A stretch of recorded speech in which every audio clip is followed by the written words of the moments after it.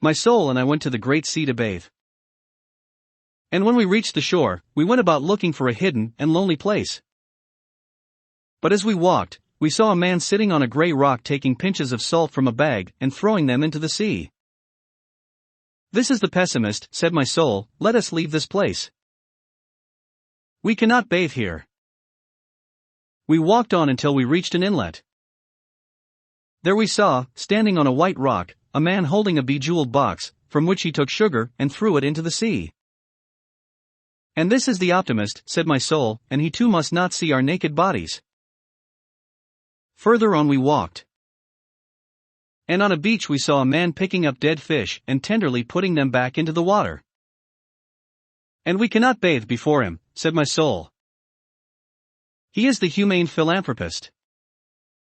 And we passed on. Then we came where we saw a man tracing his shadow on the sand. Great waves came and erased it. But he went on tracing it again and again. "He is the mystic," said my soul, "let us leave him."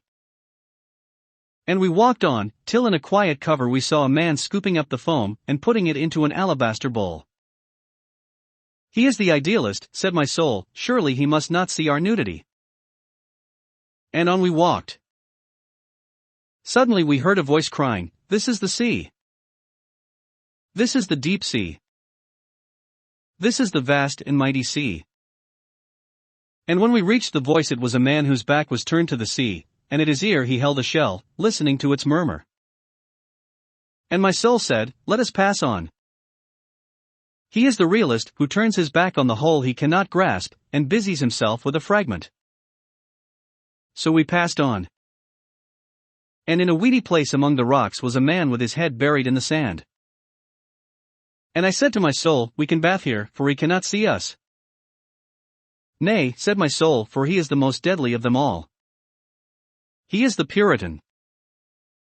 Then a great sadness came over the face of my soul, and into her voice.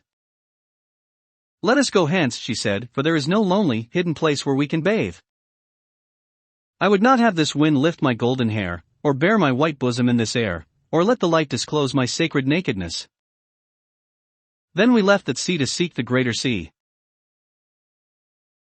My soul and I